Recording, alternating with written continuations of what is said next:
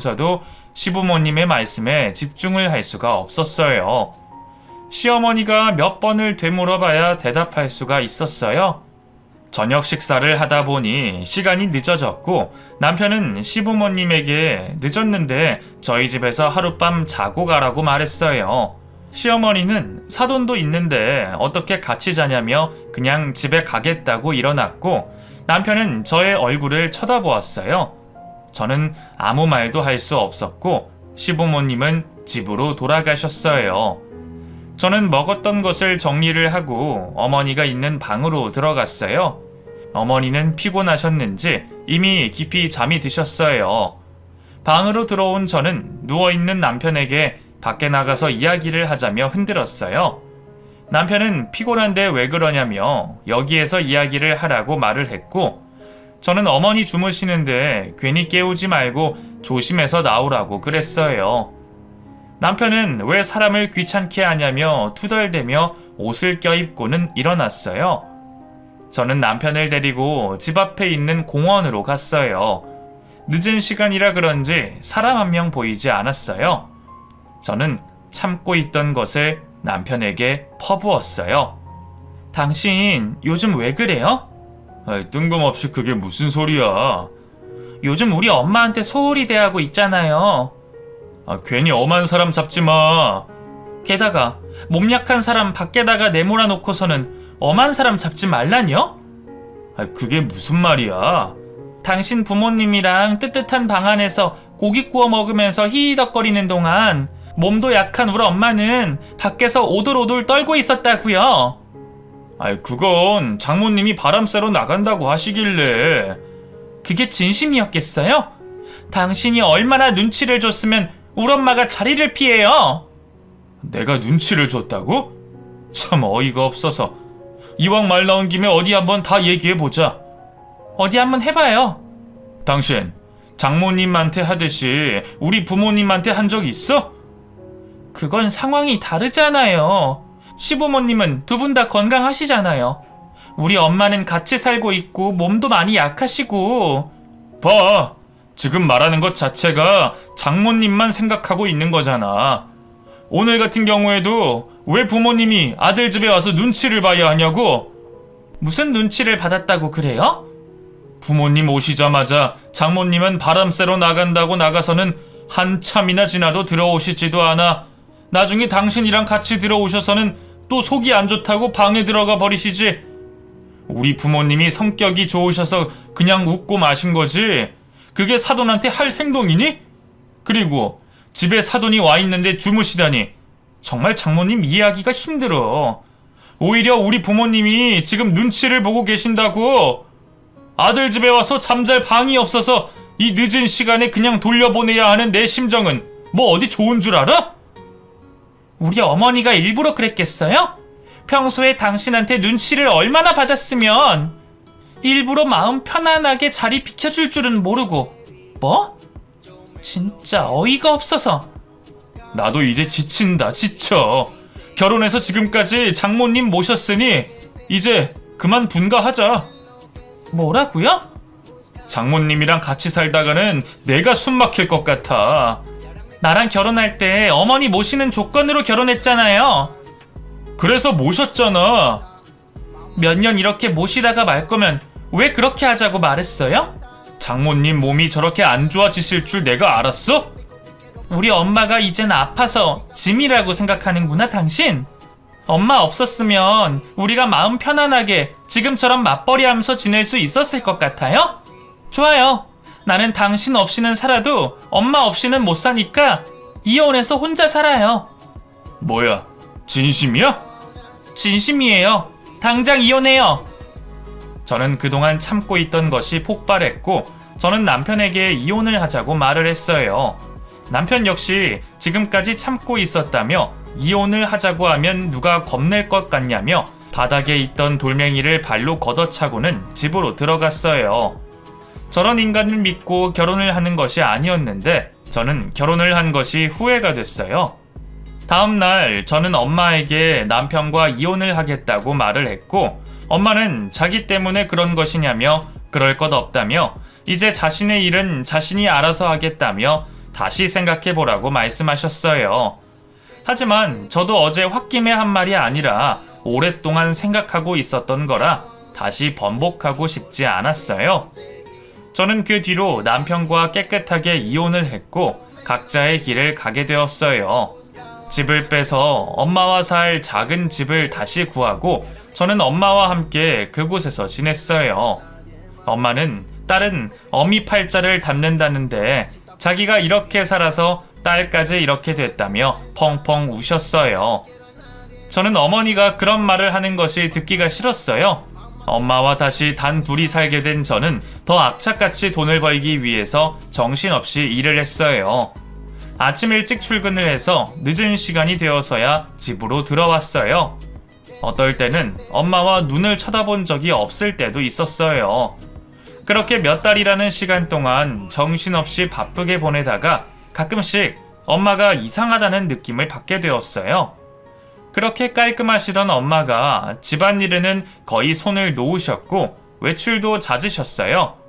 그리고 하루 종일 멍하게 앉아만 있을 때도 있었고 어느 날부터는 저에게 짜증을 많이 내기 시작했어요. 저는 엄마 나이가 갱년기가 올 나이라는 주변 사람들의 말에 크게 신경을 쓰지는 않았어요. 저러다가 괜찮아지겠지.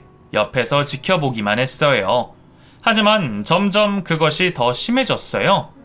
며칠이 지나고 퇴근을 하고 현관문을 열었는데 거실에 앉아서 텔레비전을 보시던 엄마가 대뜸 저에게 달려오더니 저의 머리카락을 붙잡았어요. 아야! 이 나쁜 년, 여기가 어디라고 오는 거야? 엄마, 왜 이러세요? 이거 놓고 이야기하세요. 엄마? 내가 왜 네 애미냐? 저 순자예요, 순자. 어딨니까짓게 내 딸 이름을 입에다가 올려. 너 오늘 잘 걸렸다. 오늘 너 죽고 나 죽자. 엄마, 정신 좀 차려보세요. 이것이 아직도 정신을 못 차렸네? 내 남편 뺏어간 이 나쁜 년, 죽어! 어머니는 계속해서 저에게 욕을 하며 제 머리통을 흔들어댔어요. 저는 어머니에게서 벗어나려고 발버둥을 쳤지만 어찌나 꽉 잡고 있던지 어머니의 손을 뺄 수가 없었어요. 화가 너무 난 저는 고함을 질렀어요. 엄마! 내가 왜 이러고 있냐? 도대체 왜 이러세요? 내가 왜 너를... 아무것도 기억 안 나세요? 머리 아파. 내가 왜 그러세요? 나도 잘 모르겠어. 우선 방에 가서 좀 누우세요. 저는 정신이 돌아온 엄마에게 물을 한 잔 주고서는 방으로 들어가 눕혔어요. 순식간에 있었던 일이라 정신이 없었고 엄마 역시 멍하니 눈만 껌뻑껌뻑거리고 있었어요. 저는 다음날 엄마를 모시고 병원으로 갔고 엄마가 치매라는 사실에 놀라고 말았어요. 제가 그동안 너무 일에만 집중한 나머지 엄마의 상태는 많이 심각한 상태였어요. 집으로 돌아온 저는 엄마를 붙잡고 울었어요. 고생만 한 엄마가 나이가 들어서 치매까지 걸리셨다니 저는 너무 엄마가 가여웠어요. 엄마가 이상하다고 생각이 들었을 때 그때 바로 병원에 가지 않은 저에게 너무 화가 났어요. 저는 혹시라도 엄마가 집을 나가게 되면 위험할지도 모른다는 생각에 제 연락처를 적은 목걸이를 엄마의 목에다가 걸어드렸어요. 제 예상대로 엄마는 수시로 집 밖으로 나가셨고 집을 찾지 못해 주위 사람들이 경찰서에 신고를 했어요. 저는 경찰서에서 온 연락을 받고 엄마를 모시고 집에 들어오는 일이 많아졌어요. 저는 도저히 회사를 다니면서 엄마를 보살피기는 어렵다고 생각했어요. 그렇다고 엄마를 요양원에 보내는 것도 너무 가슴이 아팠어요. 그래서 저는 회사를 그만두고 집 근처에 있는 곳에서 짧은 시간 아르바이트를 하며 엄마를 데리고 병원에 다니며 하루하루를 보냈어요. 달달이 들어오는 돈보다 나가는 돈이 더 많아지다 보니 어느새 모아둔 돈도 거의 바닥이 보였어요. 하는 수 없이 저는 전세인 집을 월세로 돌렸어요. 당장 목돈이 들어와서 숨통은 튀었지만 월세 때문에 매달 나가는 돈은 더 많아지게 되었어요. 그래서 반년도 지나지 않아 또 돈이 바닥이 났고 저는 엄마가 가지고 계시는 예물을 팔기로 마음먹었어요. 하지만 엄마는 펄쩍 뛰며 절대로 이것만은 팔 수 없다며 꼭 움켜쥐고서는 내놓질 않으셨어요. 저는 지금 우리 형편에 할 수 있는 거라곤 그것밖에 없다며 나중에 돈이 생기면 다시 더 좋은 것으로 사주겠다고 말을 했지만 엄마는 눈도 깜짝하지 않으셨어요. 어서 내놔요. 그거 갖고 있어봤자 하지도 않을 건데 지금 필요할 때 써요. 안 된다. 이건 네 아버지가 해주신 거야. 처자식 버린 남자가 준 걸 그렇게 갖고 싶은 거예요? 다른 건 다 갖다 팔아도 이건 절대 안 된다니까? 그러지 말고 어서 내놔요. 산 사람을 먼저 생각해야죠. 이깟 반지가 뭐라고? 이거라도 있어야지 네 아버지가 나를 찾아올 거 아니냐.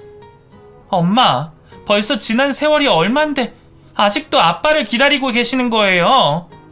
아빠는 딴 여자랑 아이 낳고 잘 살고 있어요. 아니 이 미친년이 뭐라는 거야? 이제 내 남편까지 모자라서 이것까지 나한테서 뺏어가려고? 엄마, 저리 꺼지지 못해? 천하의 몹쓸년. 갑자기 또 왜 이러세요? 엄마는 또다시 정신이 나가셨는지 저에게 온갖 욕을 하시며 도끼 눈을 하고는 으르렁거리셨어요. 엄마가 가끔씩 저에게 하는 욕은 젊은 시절 아빠의 아이를 안고 온 그 여자에게 하는 말 같았어요. 엄마는 정신을 놓을 때마다 저를 그 여자로 착각을 하시고는 저를 아주 못살게 구셨어요. 그 시절 그때 그 여자한테나 그렇게 할 것이지 그때는 아무것도 못하시고 그저 울고만 계시더니 정신을 잃고 나니 없던 용기가 생기는 건지 뭔지 매번 당할 때마다 너무 속상하고 화도 나고 이제는 정말 엄마를 요양원에 모셔야 하나 많은 생각이 들었어요. 늦은 저녁 한바탕 소란을 일으킨 엄마가 깊은 잠에 드신 걸 확인한 저는 엄마가 꽁꽁 싸매고 있던 주머니를 빼서는 들고 나왔어요. 이렇게까지 하고 싶지 않았지만 쌀쌀 돈조차 없으니 저도 딱히 방법이 없었어요. 엄마는 누가 가져갈까 싶어 어찌나 꽁꽁 묶어놨는지 그걸 잡고 푸느라 손가락이 부러지는 줄 알았어요. 저는 예물을 들고 전당포를 찾아갔어요. 전당포에 도착한 저는 주머니에 넣어둔 어머니의 예물을 꺼내어 전당포 사장님에게 건넸어요. 전당포 사장님은 이리저리 살펴보더니 저를 유심히 살펴보았어요. 기분 나쁜 분위기에 저는 왜 그러냐고 물었고 전당포 사장님은 다시 한번 예물을 살펴보더니 손을 덜덜 떨었어요. 이게 왜 여기에? 당신 이름이 뭐요? 왜요? 그건 알아서 뭐 하시게요? 이거 어디서 났어? 그건 왜 궁금해하세요? 훔친 물건 아니니까 걱정하시지 말고 얼마나 쳐줄 건지나 말해요. 아니 당신 이름이 뭐냐니까. 다시 돌려줘요. 기분 나빠서 여기 안 막힐 테니까. 내가 값은 달라는 대로 얼마든지 쳐줄 테니까 이름이나 말해 어서. 순자요. 최순자. 저의 이름을 말하는 순간 전당포 사장님은 갑자기 오열을 하며 주저앉다가 의자가 미끄러져 바닥에 엉덩방아를 찧었어요. 깜짝 놀란 저는 괜찮냐고 물었고 사장님은 책상을 짚고 겨우 몸을 일으키시더니 저를 눈물을 흘리시며 물끄러미 바라보시더니 떨리는 입술로 어머니의 이름을 말했어요. 순간 모든 시간이 멈춘 것 마냥 정적이 흘렀고 저는 순간 알 수 있었어요. 전당포 사장님이 아빠였다는 사실을요. 아빠는 다급하게 문을 열고 나와서는 저의 이름을 부르며 손을 잡았고 저는 그 손을 뿌리치고는 그곳을 뛰어나왔어요. 앞도 보지 않은 채 무작정 뛰어가던 저는 달려오는 자동차를 보지 못해 부딪힐 뻔했고 저는 어어거리며 몸을 움직일 수가 없었어요. 그때 누군가가 저의 팔을 끌어당겼고 무사히 자동차는 지나갈 수가 있었어요. 그 바람에 저는 바닥에 주저앉고 말았어요. 고개를 들어 뒤를 바라보니 저를 끌어당긴 건 아빠였어요. 저를 뒤따라 나오던 아빠가 자동차에 부딪힐 뻔한 저를 구해주신 거였어요. 아빠는 저에게 괜찮냐며 옷을 털어주었고 저는 괜찮다며 벌떡 일어났어요.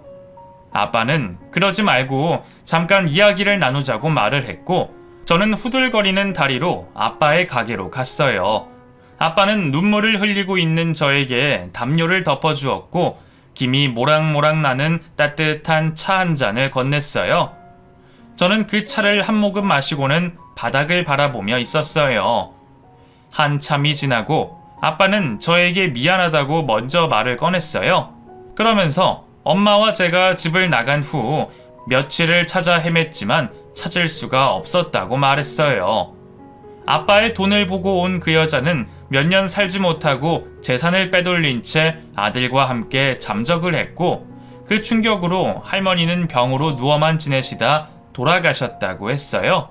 저는 아빠의 이야기를 들으면서 엄마와 저를 그렇게 대하더니 벌을 받았다고 생각했어요.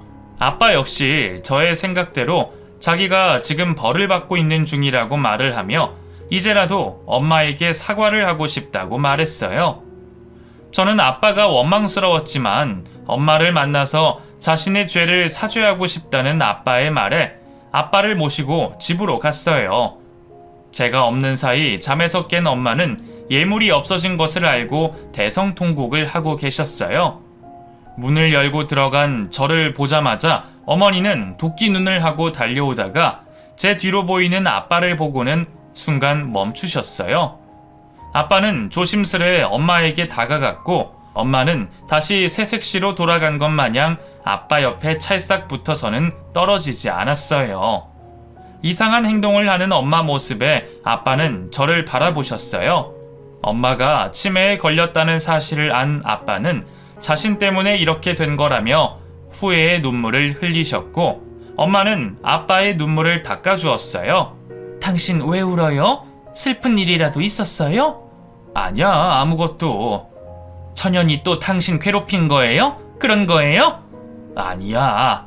오려면 혼자 오시지. 천연은 왜 달고 들어온 거예요? 내가 그렇게 싫어하는 거 알면서. 내가 당신한테 정말 죽을 죄를 졌어. 미안해. 왜 당신이 자꾸 미안하대요? 죄 지은 사람은 따로 있는데. 천연 저거 당신이 준 내 예물도 몽땅 훔쳐갔다고요. 천연 저거 당신이 준 내 예물도 몽땅 훔쳐갔다고요. 예물? 네, 당신이 나랑 결혼할 때 준 거예요. 내가 그거 얼마나 고이 간직하고 있었는데 천연이 몽땅 다 훔쳐갔어요. 혼내줘요 당장. 알겠어, 진정해. 나 그거 없으면 못 살아요. 당신이 나한테 준 건데.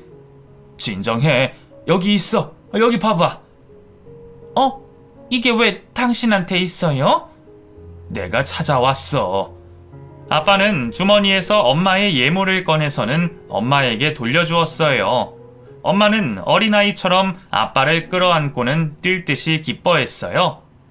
그동안 엄마와 저에게 죄책감을 가지고 살아오셨던 아빠는 지금이라도 엄마를 보살피겠다고 나서셨어요. 저 역시 점점 상태가 심해져 저만 보면 예전에 그 여자로 착각하시는 엄마가 걱정이 됐고 아빠와 같이 있으면 아기처럼 온순해지는 모습에 그렇게 하는 것이 엄마에게는 더 낫다고 생각했어요. 아빠는 짐을 챙기셔서 집에 들어오셨고 저는 잠깐씩 들리면서 엄마를 만나기로 했어요. 그것조차도 힘들어지는 날이 많아져 저는 무척 힘이 들었지만 아빠와 함께 행복해하는 엄마의 모습에 슬픔을 이겨낼 수가 있었어요. 엄마가 돌아가시기 전까지 아빠는 엄마와 몇십 년 그때로 돌아간 듯 연애를 하기 시작했고 엄마는 행복한 나날을 보내다 웃으면서 눈을 감으셨어요. 평생 고생만 하신 엄마가 뒤늦게나마 사랑하는 남자를 다시 만나 인생을 행복하게 마무리할 수 있었던 것에 저는 너무 감사했어요. 엄마를 좋은 곳에 보내드리고 아빠는 저와 같이 살자고 말을 했지만 아주 어릴 때 헤어진 후 쭉 같이 살았던 적이 없었던 아빠라 불편한 것도 있고 해서 거절을 했어요. 섭섭해 하시던 아빠는 같이 사는 것이 부담스러우면 가까이 살자고 부탁을 했고, 저는 그것마저 거절을 할 수는 없었어요. 저는 아빠가 사시는 곳 근처로 이사를 했고, 서로 왕래를 하며 지냈어요. 그리고 저는 다시 직장 생활을 하기 시작했어요. 몇 년의 세월이 흐르고 저는 새로운 직장에서 저를 사랑해주는 남자를 만나 다시 결혼을 했어요. 아빠는 이제 연세가 많이 드셔서 몸이 많이 약해지신 탓에 하시던 일을 그만두시고 요양을 하며 보내시고 계세요.